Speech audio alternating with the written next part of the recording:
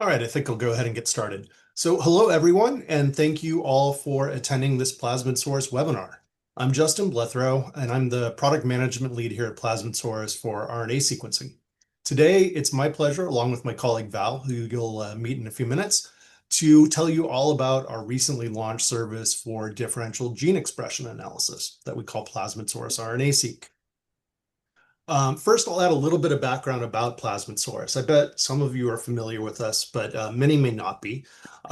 As a company, we're based in the belief that scientists should be able to spend their time focusing on their science rather than doing routine mechanics of generating data and doing core analytics. You shouldn't have to become a sequencing or Linux expert yourself just to get sequencing data, and you shouldn't have to obtain expensive, rapidly depreciating equipment. Ideally, you should be able to go from sample to answers and answers, not just data really, extremely quickly and with no upfront hassle at arbitrary scales. That's the sort of ideal we have in mind for our services. And we try to get as close to that ideal as we can. A big part of making that vision a reality has been our work to build a global network of labs and courier-served hyper-local drop boxes. Plasmidsaurus has grown really rapidly, having started just a few years ago, and today we have more than 1,000 drop boxes serving 23 countries with 10 local labs. As our name implies, Plasmidsaurus was initially focused on delivering one truly differentiated service, and that's overnight full-length plasmid sequencing. This service was widely and enthusiastically adopted as a superior alternative to on-site Sanger sequencing for a variety of reasons. For example, you no longer had to worry about primers. In most cases, you could get the results faster than you could do it yourself. It's very affordable, and importantly, you always get the full picture of what's going on with your plasmid. And that last part turned out to be very important, the full picture. It turned out that plasmids, not infrequently, were hiding surprises outside of the area where people were actively cloning, maybe due to inaccurate ancient lab records, undetected variation or evolution of the plasmid during passage in strains, and so forth. And this really emphasized to us the importance of always seeing the big picture instead of a narrow view whenever it was feasible to do so in a service. And that's a perspective we brought to bear when we started imagining what could be our next really transformative big service. We knew we wanted to do something focused on differential gene expression because this touches so many aspects of what scientists do, right? Basically, anytime you do a biological experiment on a timescale longer than minutes or arguably even seconds, gene expression changes can be relevant. But looking at technologies that were available, everything seemed to have a lot of untenable compromises. You could quickly and affordably monitor small sets of genes with RT-qPCR, but this is very rigid and leaves you blind to almost all the changes going on.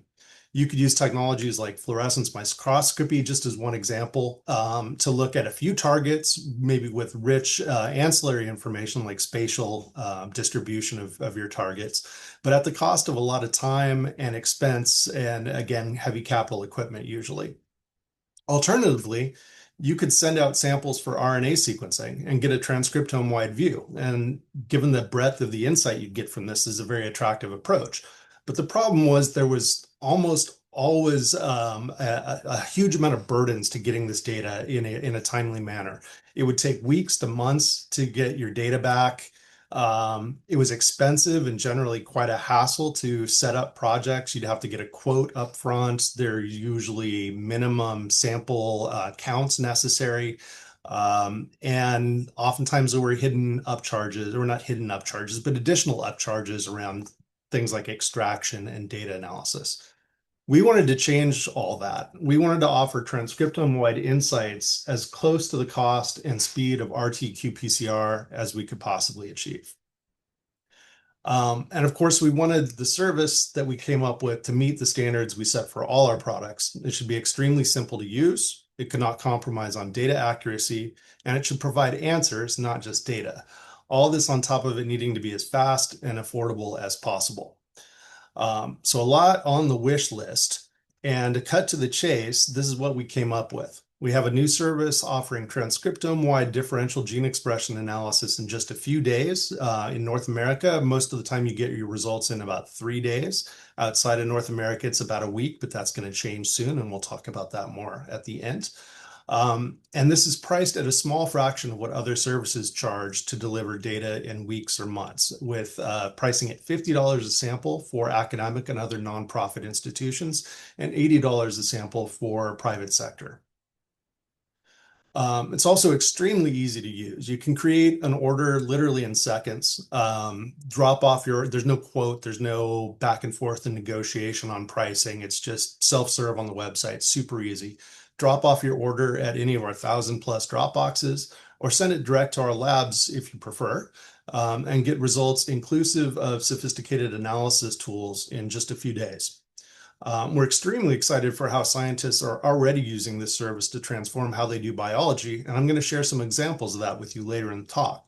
But first, I'm going to hand off to my colleague Val Aksionoff, who's going to dive a lot deeper into how we made this possible, what some of the service and sequencing technology design choices and decisions were, and then he's going to give you a tour of the kind of results and visualization tools you can expect with this service.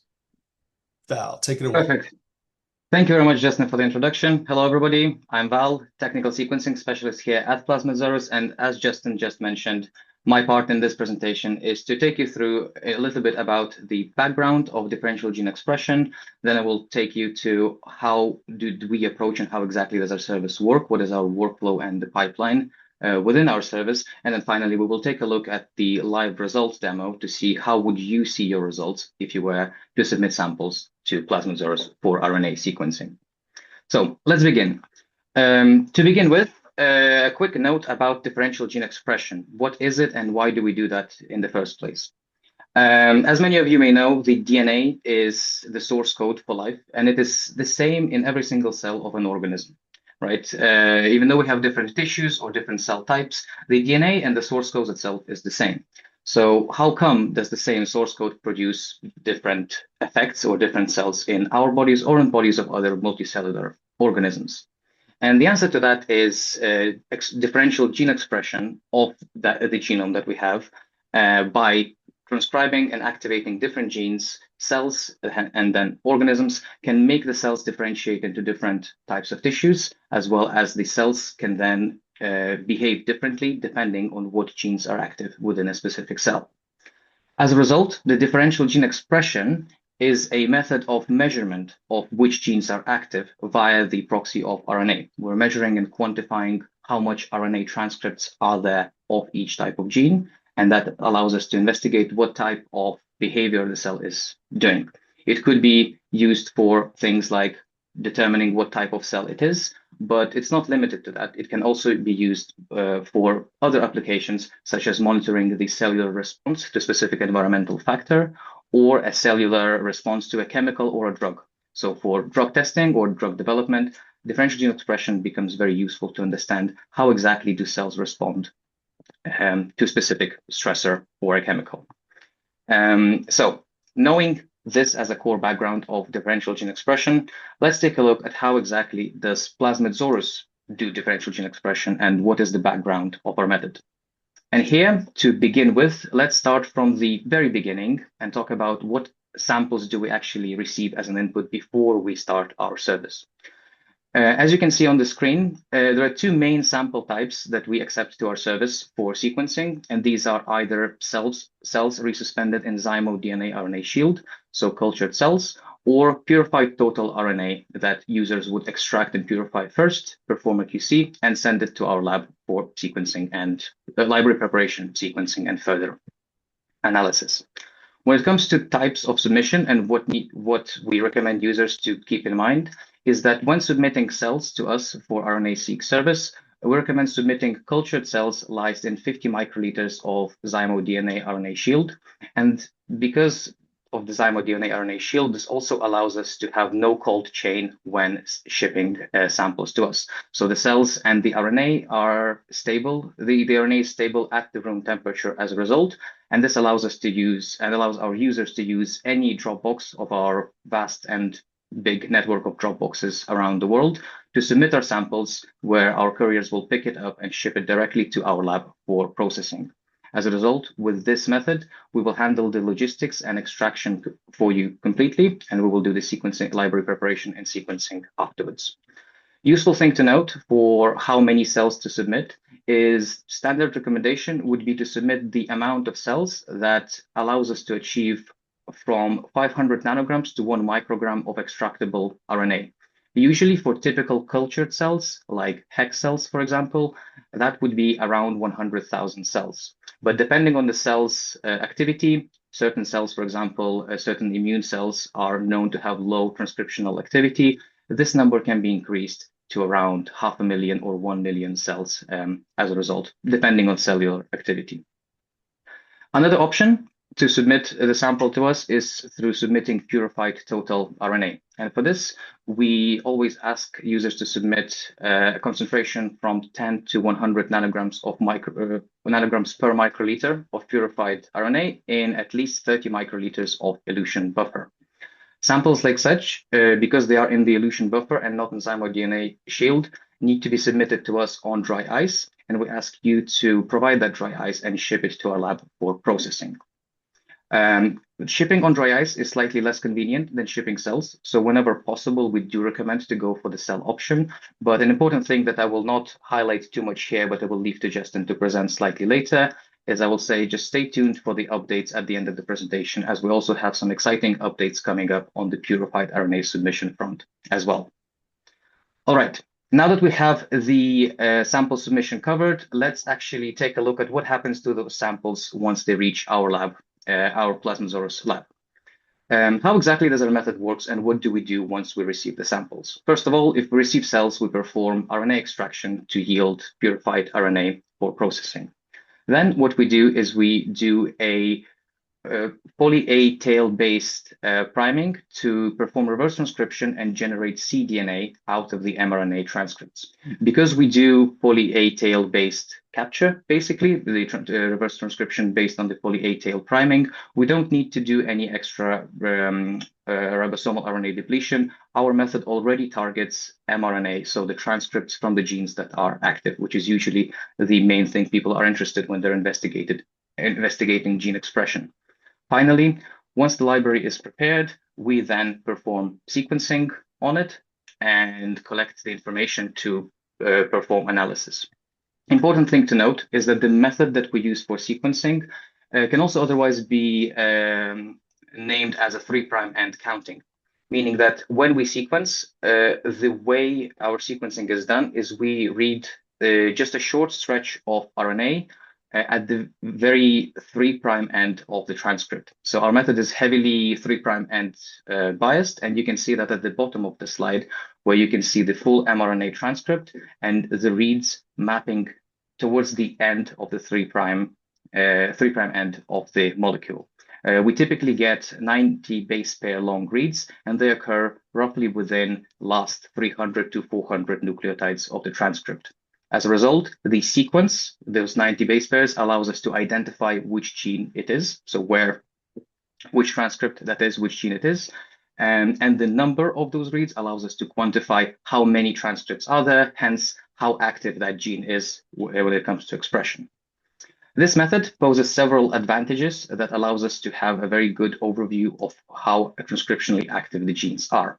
One of the main features of this method is that we only have one read per transcript, meaning that when we sequence, if we have, as shown here on the slide, 5 reads from gene A and 10 reads from gene B, irrespective of how long those genes are, because we only sequence one read per transcript, we can quite confidently assume that and measure that those genes are differentially expressed roughly twice in their numbers. This is quite different from a more conventional and standard RNA sequencing, where the full transcript is chopped up into small bits and then sequenced. In a more conventional way, shown here at the bottom, when RNA is sequenced, there is often a lot of redundant reads that are being sequenced because each transcript can contribute multiple reads towards our counting. Moreover, longer transcripts usually will contribute more reads and overwhelm the sequencer, whereas the shorter transcripts typically tend to get underrepresented. This is one of the reasons why we did not choose this conventional or more traditional RNA sequencing method, and instead are using the 3' end counting method. Often with these older or more traditional methods, one of the things that comes up is something that's called as transcript length bias, where the longer the gene, the more represented it is in the analysis. And what people do then is they usually try to divide the total number of reads and normalize by the length of the gene. But it has been documented in literature that this method in itself is not statistically perfect, because the transcript length bias actually occurs more at the sampling level, at the sequencing level, rather than just based on the read length. And as a result, it ends up being slightly less accurate, plus it generates more redundant reads, which hinders the ability to perform efficient differential gene expression. On the contrary, methods that only count one sequence per transcript do not suffer from this transcript length bias, allowing us to have a nicer and better view of differential gene expression within our samples. As we were developing the service, and obviously as we were choosing the right method and then assessing how well that method works, we also performed some benchmarking to ensure that what we assume on the theoretical level also translates into the reality. And here on this slide, what is shown is a example of an experiment, a benchmarking experiment that we have performed, where we have spiked in ERCC control spike into the sample that contains known concentrations of known transcripts to see and investigate two main things. What is the lowest transcript concentration or expression activity that we can detect, as well as is it concordant with what is expected within the spiking? And as you can see on the right-hand side of the slide, we're quite confidently able to detect transcripts that are expressed as low as 1 count per million in terms of total reads. And it is quite concordant with the expected concentrations of transcripts as we go along across 4 orders of magnitude. So this benchmarking really helped us establish and be sure that our method works well and is able to quantify differential gene expression, both at the low level of expression, as well as is consistent in terms of concentrations across multiple different expression levels. And that is it when it comes to library preparation and kind of chemistry, the background of what is it that we're actually reading. So for the next part, what I would like to do is I would like to also demonstrate how do the results actually look like once somebody sequences with Plasmidsaurus. So for this, what I will do now is I will change our screen to a live demo order. This will be a order that is shown, that is a demo order that is exactly the same as it would be if any one of you has submitted samples for RNA sequencing. I hope everyone can see this. If somebody cannot see this, please let us know in the chat and we can make sure that this is not the case and that everyone can see it. But basically, what we see right now in the front on the screen is a demo order that we have for differentiation of THP1 cells from monocytes into M0 macrophages, so more resting macrophages, and then M0 macrophages to M1 macrophages that are pro-inflammatory. Whenever sequencing with Plasmidsaurus, the first thing that you will see on the results page after your sequencing is complete is a heat map of gene expression of all samples present within the order. Here on the x-axis, you can see all the conditions and all the samples. In total, we have 6 conditions of 4 replicates each. And on the y-axis, you will see individual genes that are present here.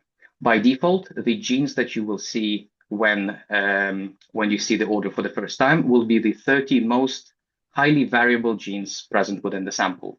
And by hovering over any single section of that by hovering over every single section of the heat map, you can also then investigate what are the read counts. So here at the top hand side, you can see the heat map that changes and shows you how many read counts do we have for this particular condition, for this particular replicate, as well as on the top left hand side, for each gene, you can see we also pull an explanation for what is this gene's function and what are the main features of that gene, and so on. This heat map itself is interactive, and if somebody wanted to change the genes to look at specific comparison between the conditions, you can also move the conditions across across the heat map. So if we wanted to, for example, compare specifically undifferentiated cells to M1 macrophages, we would be able to do that by simply moving that across the heat map. Val, Yeah. sorry to interrupt you, but the audience is reporting that they're not seeing your screen and they're only seeing the slides still currently. Okay, apologies for that. In that case, let me stop the share and we can continue directly on the slides that we have. Okay. There you go. Yeah. To make sure that everyone can see the slides, let's continue directly on the slides. So, as mentioned previously, the first thing that you will see will be the interactive environment for your analysis, where you can see a heat map. Heat map is a perfect way to investigate the whole data set and to start looking for patterns that are present within the sequencing view and to patterns within the differential gene expression between different conditions. By default, as I mentioned, it will be showing 30 most variably expressed genes, but it is possible to simply remove those genes, and you can always just copy and paste into the search gene bar on the left-hand side on the website, where you will be able to fill in and use your own gene set. So if you're looking for a specific set of genes, you know your favorite set of 10 genes or specific genes that govern a function within your cells that you're looking for, you can simply copy and paste comma-separated or space-separated set of gene names, and the heat map will automatically update for you so you can look at exact gene set that you're interested in. Additionally, what is possible to do is we can switch the view of the heat map into a bar plot that allows you to zoom in on individual genes. As I mentioned, the heat map is great for seeing patterns and just investigating the full data set, but sometimes we want to look at the expression levels of individual genes. And for this, you can simply switch to a view of bar plot, where each individual gene will have a separate bar plot shown for it across the conditions, and you can see the levels of expressions of those genes within the data set that you have within the different conditions. You can also switch from a linear view to logarithmic view. And another very nice feature that has been quite recently added to our analysis is that you're able to see you're able to normalize the genes by your control condition if you wish, so that you can also see a gene being overexpressed or expressed less as a result of this normalization. Moving on further, after investigating the full data set, we also know that in many cases, users would like to do pairwise analysis of different conditions. Ultimately, differential gene expression analysis is a comparative analysis. We're comparing different environmental conditions, different drugs, or different cell types. And for that, we have a separate view and a separate toolkit on our website results, where you can create those comparisons and then investigate them in more detail. So first of all, we would need to scroll down to the section on the slides, or section on the web page, where you can see sample categorization as well comparison creation. On the left-hand side, you will have all of your samples and all of your replicates listed, and you can assign them to specific categories. For example, you can group all the replicates within the experiment into individual categories and basically classify them into groups. Then on the right-hand side, you can create the analysis by selecting those groups or selecting individual samples if you wish to do so, and performing pairwise differential gene expression analysis. As shown here, we have our THP1 undifferentiated cells selected in group A, so our control group, and then M1 macrophages at 24-hour time point, all 4 replicates selected in group B. Once we click launch analysis, which usually takes around 10 to 20 seconds to complete, you will have a separate section on the report on the same results page that will show you several plots that can be used to investigate the expression levels between these 2 samples. The first and one of the most common plots for people to view is a volcano plot.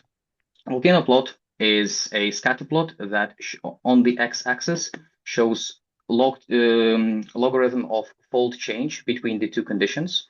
With the condition A, so the first sample that we chose, the undifferentiated cells being the control group, and then everything that is expressed higher in our test condition, so M1 macrophages, as we discussed previously, will be shown in red. So these will be our overexpressed genes, and then everything in blue will be the genes that are expressed less in the test condition, so hence more in the control group. This is a very nice way to view the full data set and all genes that were assessed. On the y-axis, you're also able to see the adjusted p-value, so the significance, statistical significance of expression level difference. So this plot basically allows you to investigate how many and which genes exactly are overexpressed or underexpressed between conditions.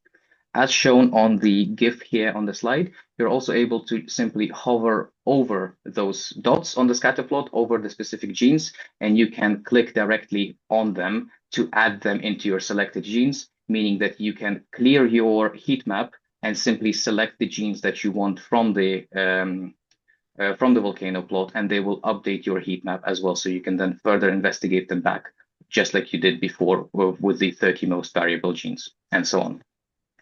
Additional thing that is being run whenever you launch an analysis is also a functional enrichment analysis, where we run a gene set enrichment analysis across the genes to see which pathways are actually the most active within the cells. In many cases, when we're doing differential gene expression, we don't want to look specifically and only at the individual genes. Often we want to investigate cellular behavior that is governed by multiple genes at the same time.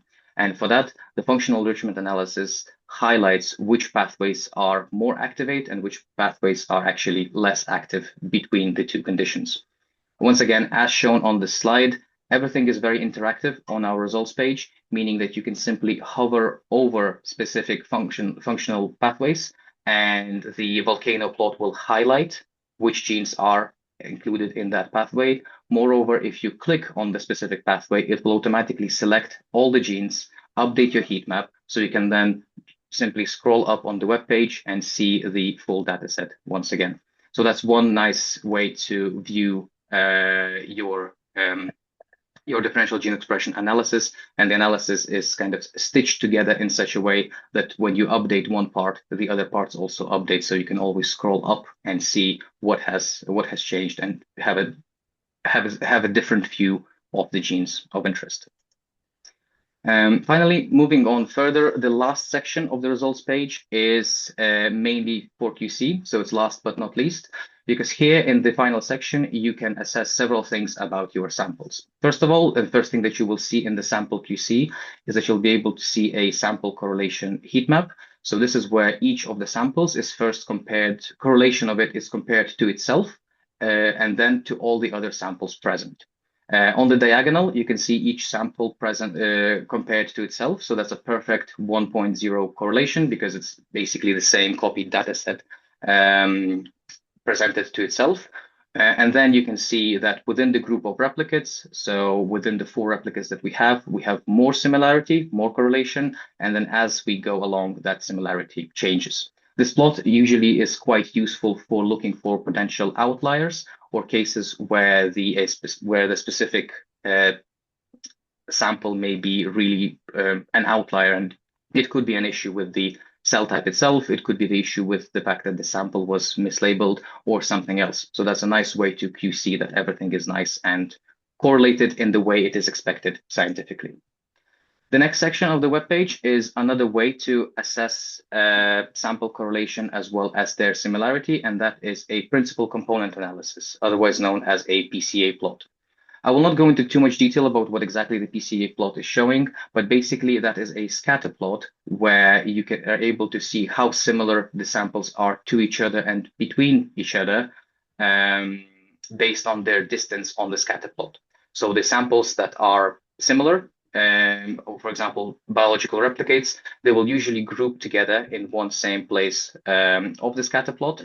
And then the more distance there is between the groups, the more difference there is in the gene expression levels of these two data sets. So here on the very left-hand side, we see our undifferentiated cells. They're quite far away from everything else. So it's expected that they have very different gene expression profiles. But then, for example, on the very right-hand side, where we have orange and red groups, these both are M1 macrophages at 6 hours and at 24-hour time points, meaning that in this particular case, they are still different, but the expression levels between them is actually much more similar than, let's say, the undifferentiated group that we initially looked at.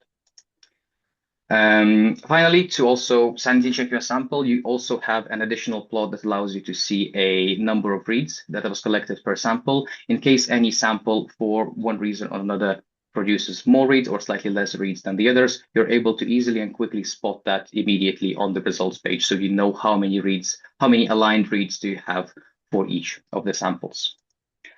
And then finally, last but not least, there is another additional functionality that we have on our results page, which is an ability to upload your own sequences that will be usually used by people who are working with transgenes. We appreciate that there is many people who are trying to insert a foreign gene into an organism and try to express that foreign gene within a different organism. And as a result, we have a separate section where you can upload your own file in GenBank, FASTA, or SnapGene file formats, and that will be added to your analysis, which means that when we run our pipeline to generate your results, we will also use that submitted sequence to align any potential transcripts that may be from that transgene and include that in the analysis. So you can then also view how does that transgene's expression level change between different conditions, between different induction molecules, and so on.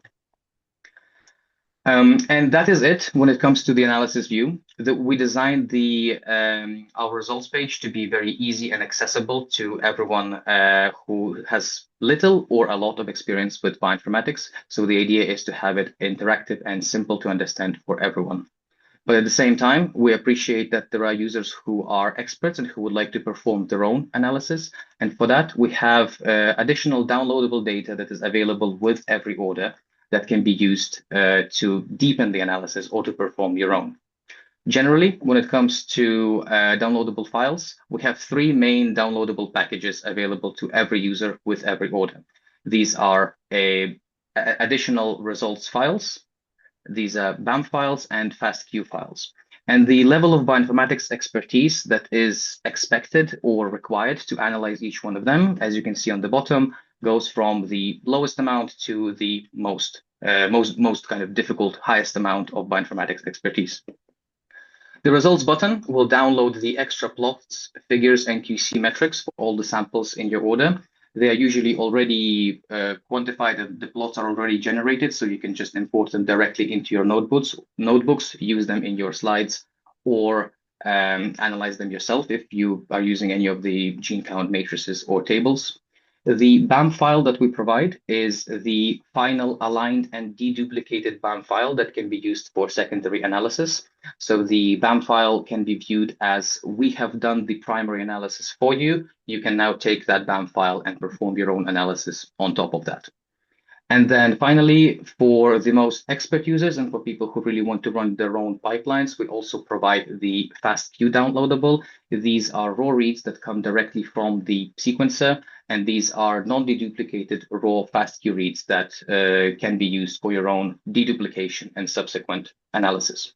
A very quick note on how many reads do we actually aim to provide in those cases is for raw FASTQ reads, so the non-deduplicated raw files, we always aim to provide up to 20 million reads as a result. Whereas for BAM files, we aim to provide 10 million reads of aligned final deduplicated format. I will not go into too much detail about FASTQ and BAM file formats. These are file formats that are used by bioinformaticians, so some bioinformatics expertise and understanding of how to use them is expected by the user. But let's take a look at the actual results downloadable to see what can you get in addition to the results page that you see. When you download the results, you will download a zip folder that once unzipped, you'll have a folder of multitude of additional extra files. And in those files, you'll see some of them that overlap very much with the results webpage. So you can use them if you want in your lab notebooks or just have them saved for future if you want. You will have the very similar sample correlation heat map as already was shown on the results page. You'll have a principal component analysis plot, and probably one of the most commonly used or sought after file formats that people download from our results is the expression matrix table, which is a very, very large data set, very, very large table that contains number and counts of all genes across all conditions.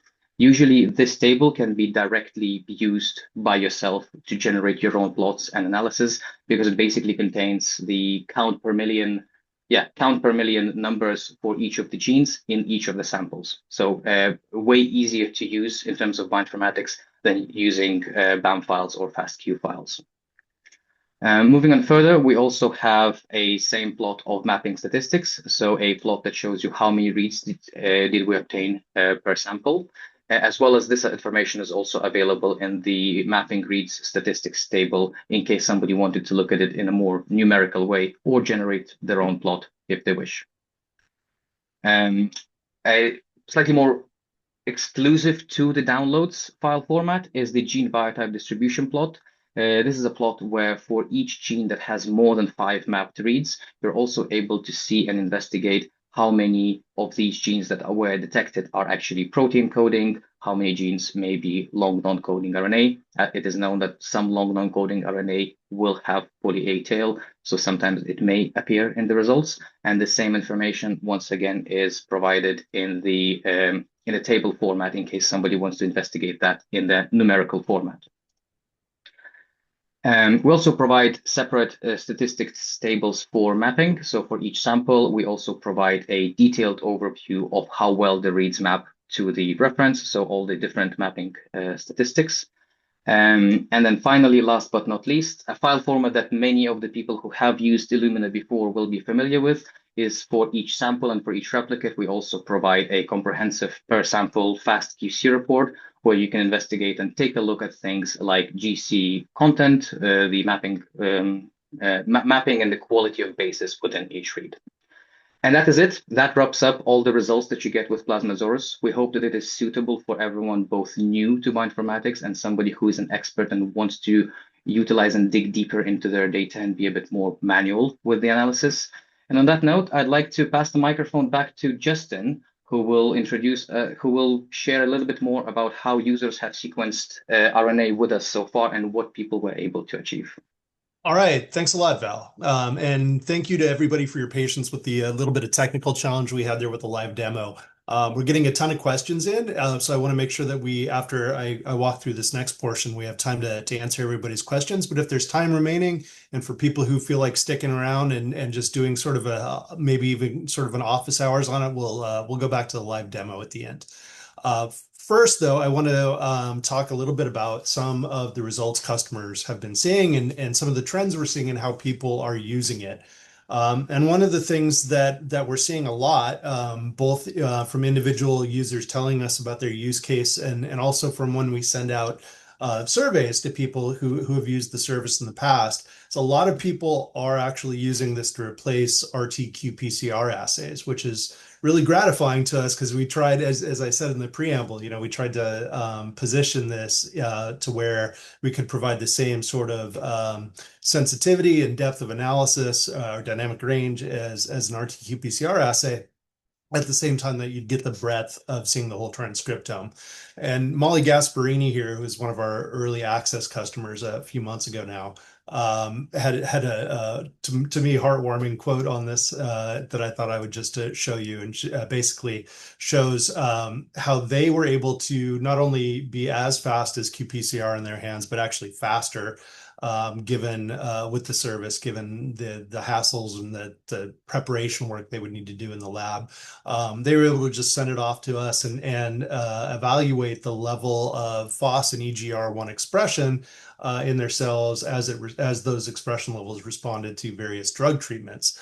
But then, whereas before they could only see those two targets because that's all they were looking at in their assay, now they could see, as you can see in the volcano plot, all the other genes that were also similarly affected. And so this is providing them greater convenience and greater breadth of insight into what's going on in their samples. We're also seeing a lot of people do really sophisticated experiments that you would use, that you classically would approach with a full transcriptome type analysis as well, not just on RT-qPCR. And this is an example from Marie Davis, who was studying Parkinson's disease. And I love this one because I think it really highlights the point we've believed in and had hoped would be proven out, that it really does matter if you see the big picture, right? So what they were doing here was working with patient-derived cells. These are cells that are homozygous for a mutation that's, or sorry, heterozygous for a mutation that's dispositive to Parkinson's disease. And they used CRISPR edits to try to revert that to wild type in two separate cell lines. So you're seeing some of the heat map data that Val walked you through earlier, both the individual gene level and then the cross sample comparison correlation matrix on the right. And what they have here are three lines: a patient line, again, that had the disease phenotype, and then two different revertant lines where they made that back out mutation with CRISPR. And they believed that these two lines were equivalent, that they were probably both successful revertants, and they could be used for further follow-on studies. And they sent us these samples thinking that it would confirm that hypothesis. And in fact, what we saw was that the two cell lines were actually very different, with one being still much more similar to the diseased patient-derived line, and then one appearing to be a very clean revertant. Um, so if they had made the wrong choice, thinking that they were equivalent and just going off of phenotypic assays or a few target genes, they could have put themselves in a very difficult situation here, especially if they learned down the road or never learned even that they'd chosen the wrong line. Um, Now, I'm going to spend a few minutes going a little deeper on a case study with a company called Syntax Bio. They were one of our earliest adopters and have been really enthusiastic partners in co-developing and assessing this through our early access. Um, we love these guys, and so I want to tell their story just in a little bit more detail. So Syntax Bio is a company that aims to make to simplify and accelerate the process of making bespoke engineered cell lines for cell therapy purposes. And it's all predicated on the idea of trying to accelerate and standardize cellular differentiation. Right. So Val talked a little bit about gene expression programs, and this is going a little deeper on that. And then the idea is that when you go from a pluripotent or totipotent stem cell to some differentiated tissue, the cell is essentially running a set of programs that transition it from one state to another state to another state. And where it lands on those spaces can be seen in the RNA sequencing data, for example, as shown on a representative single cell sequencing data plot on the right. Now, what Syntax is trying to do is accelerate this process and make it extremely deterministic. They have a CRISPR-A system.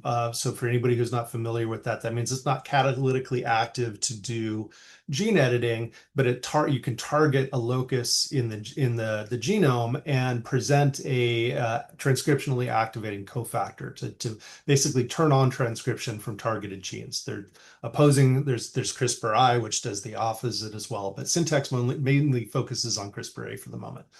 So they build what they call cellgorithms, which is a collection of constructs that they can transfect into the cell, where the first one will turn on a set of target genes, almost always transcription factors, but then it also sequentially turns on the next step in the program, so that they sequentially execute activation of a series of transcription factors and try to guide cells through this differentiation process.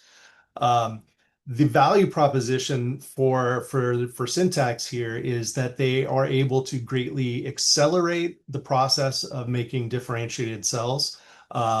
This is a figure from one of their publications, and in the conventional approach to directed differentiation usually involves putting cells through treatment with a variety of different media and growth factors and other external stimuli, and this can take weeks or even months, and it can be very expensive, and it can be less deterministic because of batch, reagent variation between batches, et cetera, or even, challenges with reagent heterogeneity in a bioreactor if you're trying to scale up.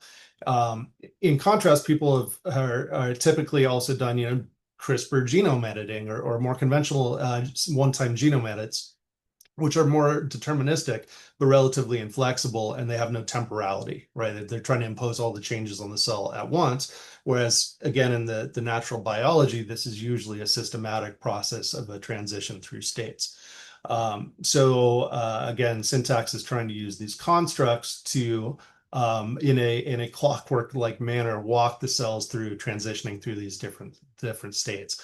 So we talked to them and thought this would be a perfect example case to look at how well our differential gene expression service might work and how it could accelerate sophisticated applications like this. Sorry, one second. There we go. I don't want to spend too much more time going into what they do, but just very briefly, they do a lot of scouting and screening to determine what these circuits should be, which transcription factors they should activate at once, how many steps, what transcription factors in every step, et cetera. And so it's quite a large process, and they go through iterative rounds of trying different concepts. Every row in the diagram on the right is a concept, a cellgorithm concept, and seeing what kind of expression they get and whether it's getting closer to the normal biological differentiation process that they want. They refine and iterate and refine and iterate. So you can imagine they are doing tons of differential gene expression profiling, or would be benefited by rapidly doing tons of differential gene expression profiling. And so they aim to whittle this down to a minimum core set of transcription factors that recapitulate the biology as closely as they can to generate engraftable precursor cells for their client companies. So we started talking to them about how we could help out here. And it turns out that they'd already been using us for years for all of their sort of plasmid-based bread and butter experiments, creating these constructs, validating that they were all correct. But of course, we were interested in looking at what we could do in the context now of differential gene expression. And the first thing they wanted to look at was the relatively simple case of could they use Plasmidsaurus to just to test that their CRISPR activators are in fact inducing the genes that they're meant to do. This is the first thing they started looking at. And when we met them, they were in the process of transitioning from doing an RT-qPCR approach to this to a transcriptome-wide RNA sequencing using, in their case, a core lab.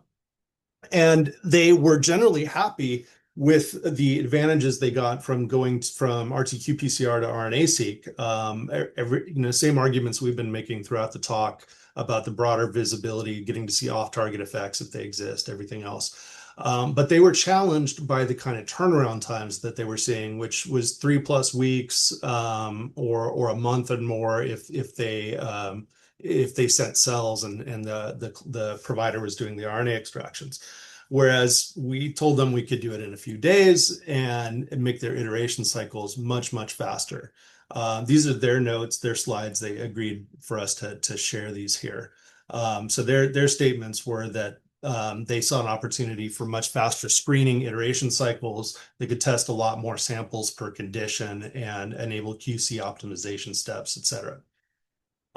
So the first thing they looked at is whether or not, as I already commented, whether or not their activators would induce the transcription of their target transcription factors. And they tested this on 5 different targets, and they found that it recapitulated everything they'd seen by RT-qPCR, and in fact was super easy and reliable for detecting that their targets were actually being activated the way they expected.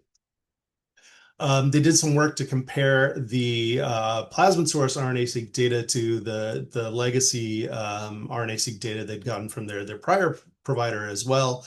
And they found that the expression levels were really highly correlated with their existing data, and they had no concerns about directly swapping it out, the service out.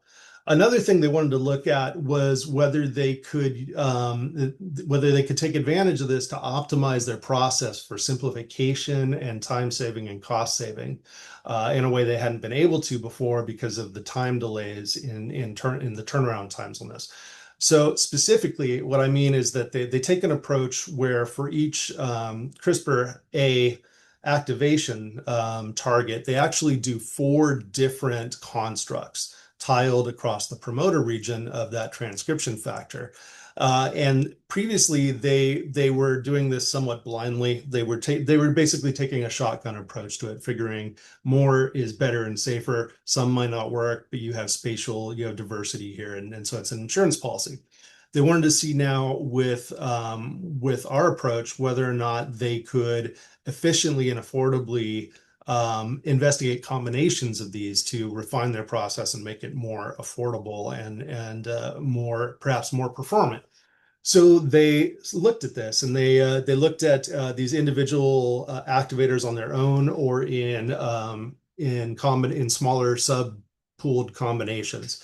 And we're looking at 2 anonymized transcription factors here, TFA and TFB. And what they found was, yeah, they could, and in some cases, they were able to outperform their all-in pooled approach. Like on the diagram on the left, you could see that the blue column is recapitulating the activation levels seen on the right for the full set of 4, with only 2 of the constructs being used. And then for the TFB example, you can see that they are able to actually exceed the activation of the whole set of 4 just using 1.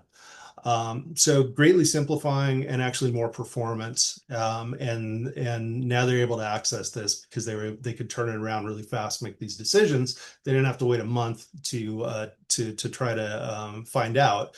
In that prior context, of course, they just decided, it works. Let's be safe. We don't have time to do this refinement. Now they do. So now in the more recent work they're doing, and they're not quite ready to share all this yet, but they're now starting to use plasmid-source RNA sequencing in all that more complex screening that I was showing you at the beginning. So they're looking at expression patterns across all these different trial cellgorithm construct pools that they're making. And as they put it, what will we sequence next? They're interested in looking at transcriptomic profiling of developmental cell states. So, the base case that I just described, are we getting the cells into the right states and do we really understand what states the cells are arriving at? But then they're asking even more sophisticated questions too, like are there synergistic and antagonistic interactions between transcription factors that they might not have been able to see, or certainly couldn't have been able to see with a limited targeted RT-qPCR based approach. And can they target enhancer loci of genes that are harder to activate? So they emphasize to us that it's really all about the turnaround time. They could do this with the other RNA sequencing technology, but they couldn't do it in a way that was viable for their business. And now they can. So lastly, I just want to spend a couple of minutes talking about what's coming next with the service in the very near term. Those of you who are familiar with Plasmidsaurus, especially in our plasmid sequencing context, are probably familiar with seeing new features and attributes pop up on the results page on a fairly regular cadence. And we're bringing that same sort of continual product evolution and improvement and expansion to the RNA-Seq product as well. So a few of the things that we have coming very soon, this is in no means the full set for the year, but things that we're targeting to have all done this quarter are cross-order comparisons. First thing I want to talk about is cross-order comparisons. In the absence of that, anytime you send an order, it's a one-off transactional sort of interaction and relationship, right? But as we expand the tool to enable you to combine the results with batch correction between different orders, it becomes more of an investment. You're building the set of data that you can draw upon, and it gives you the freedom to explore more iteratively a set of conditions. Maybe you submitted an order and you learn something from it, and it prompts you to realize that you should have tried some additional condition. Well, you can do that iteratively now, or as soon as this is released, as opposed to starting all over. As Val alluded to earlier, we're also very close to taking cold chain out of shipping for purified RNA. We're in the late stages of investigating a couple of different approaches on this. We aren't quite prepared at this point to tell you which one we're going to choose, but we are very convinced that within the span of this quarter, you'll be able to start sending your purified RNA at room temperature if you want to. And we'll come back to it in the questions. A lot of the questions were around things like organoids and tissues and other more complex sample types where maybe our cell submission process is not compatible, and we would need you to do RNA extraction. This will make life easier for everybody who's dealing with those kind of sample types. And then lastly, we are buying a lot of sequencers. One of the other questions that I saw come across a couple times is this nanopore Illumina technology. This is new. This is Illumina technology, and to try to get at these scales and these pricing tiers that we're at, we needed to go with the highest end instrument with the best economics that we could. So we are running these on X pluses, and we are running pairs of 25B flow cells in most cases. And we started with one. We're several fold above that now. And importantly, to some of the other questions I saw, one of the questions was, do you offer sequencing in the UK? And I'm going to extend that question to be to Europe and rest of the world. Right now, most all of the RNA sequencing is done in our Louisville, Kentucky laboratory, but we're a few weeks away from bringing the same Illumina sequencing capacity for RNA-Seq online in Cologne, Germany. So at that time, everything out of UK, EU, basically the whole EMEA region should flow to the Cologne lab, which is going to cut those turnaround times down to being comparable from a week down to more like 3 or 4 days, like we see in North America. So we're extremely excited about that. I think it's also very enabling for people who may be have policy requirements that require the sequencing to stay in Europe, for example. Okay, so with that. Well, we don't have a lot of time for questions, but let's try to. I've tried to nail a couple of them as we went through. But Val, let's try to hammer out the remainder. Yeah, absolutely. And I could give one of the questions to you straight away. Yeah. We had several people who asked about what about organoids or tissue, and could tissue directly be resuspended in Zymo Shield, Yeah. and whether that's possible to sequence like that. So Yeah, and we're working on accepting tissue.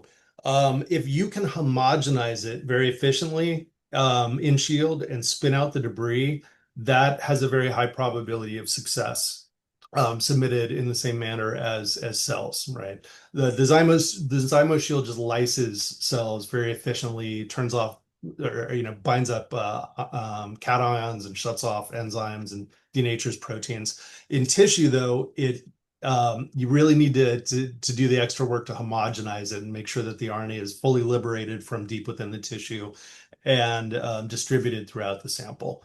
So yes, or you could do the RNA extraction yourself and send us that if that's preferable. Val, I saw there was also a question about, or several questions about people asking about prokaryotes.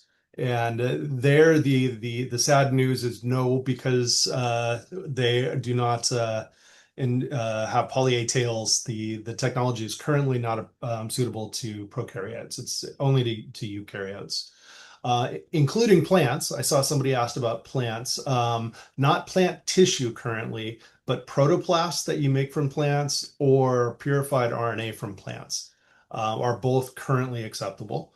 And we are very interested in extending that to leaf punches as well in the future, but that's on a very uncertain time frame right now. Let's see. I think we covered a lot. Somebody asked if we're CLIA certified. We're not. So you can send RUO patient samples under RUO conditions, but we're not CLIA.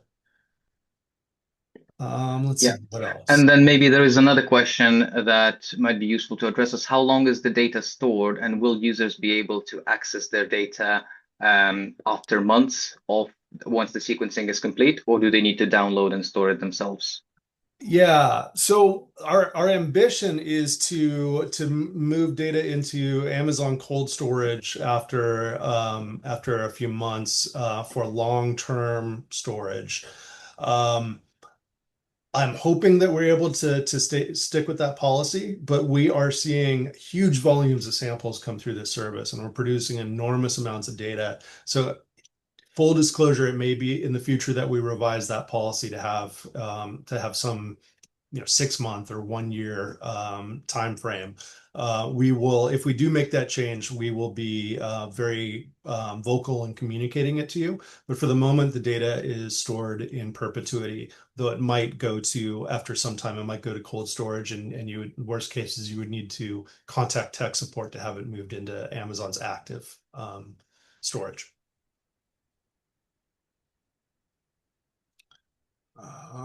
Let's see what else. I see Luke has all and Liana have been great about helping answer a lot of these questions in the background too. So there was a question about how do we restrict the reads to the last 400 base pairs. Um, I mean, basically, we're doing a tagmentation approach, and so it's not an off-the-shelf kit. There's a lot of proprietary stuff that goes into it, but that's how we get one read per transcript, and why it's near the 3' end. Let's see. I see somebody asked about cross-order comparison. Luke already commented to that. That's great. Thank you so much, Luke. There were also a few questions on whether the analysis itself is available without the real samples and whether we would be able to process somebody else's data. The Yeah. answer to that is unfortunately we would not be able to. Our analysis pipeline is both automated and tuned to work with the data that comes out of our library preparation. So we would not be able to take on or accept somebody else's previously generated data, as it would highly likely look differently and may not produce the results to the quality that we want to provide to our users. Yeah, exactly. Thank you. Let's see. Well, we are thoroughly at time. There are some additional questions about transgenes. How many transgenes can be added? I don't think we have a hard limit on that.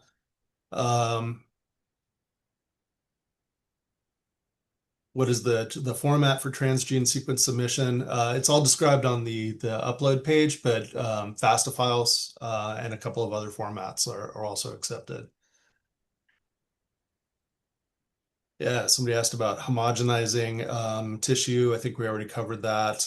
One person asked, and I don't recall who at this point, asked about submitting more than 50 microliters of sample for the zymo cell condition. So that's a really good question. Our automation only takes a fixed amount of the sample. So if you submit more, that is not a replacement for more volume. That's not a replacement for having enough RNA concentration to begin with. But it's always a good idea if you have extra material, if the material is not precious, by all means, scale up to 100 microliters, 150 microliters, something like that. In the relatively rare event that something goes wrong with our automation process, that enables us to immediately re-queue it without having to contact you for any sort of resubmission.